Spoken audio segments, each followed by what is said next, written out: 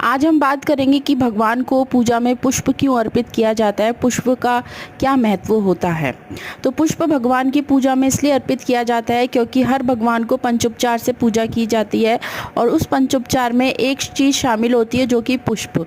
भगवान को सुगंधित चीज़ ही अर्पण की जाती है। जैसे कि पूजा 3 प्रकार की होती है, राजसिक, तामसिक एंड जो लास्ट होती है वो होती है सात्विक पूजा। सात्विक पूजा में हमें शुद्ध चीज़ें अर्पण की जाती है, जैसे कि मांस मदिरा नहीं होता है, उसमें सुगंधित चीज़ें, पुष्प, फूल, फल, ये सब चीज़ें इस्तेमाल की जाती हैं भगवान को अर्पित करने के लिए।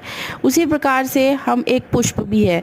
जैसे हम शिव जी की पूजा करते हैं तो शिव जी की पूजा में आपने महामृत्युंजय मंत्र सुना होगा, उसमें सुगंधिम पुष्टि वर्धनम एक शब्द आता है, यानी कि भगवान भोलेनाथ को सुगंधित चीज़ें काफ़ी पसंद है। इसी प्रकार से हम भगवान को, इसमें ये भी होता है हर भगवान के अलग अलग प्रिय पुष्प होते हैं।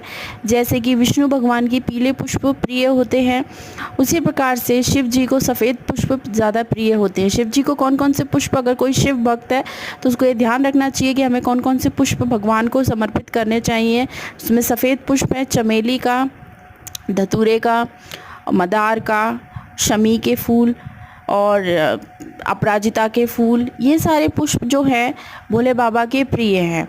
ऐसे ही अगर कोई विष्णु भगवान की पूजा करता है तो विष्णु भगवान के पीले पुष्प, जिसमें कनेर भी हो सकते हैं और भी पीले पुष्प जो आते हैं गेंदे के, वो सारे पुष्प भोले विष्णु भगवान को अर्पित किए जा सकते हैं।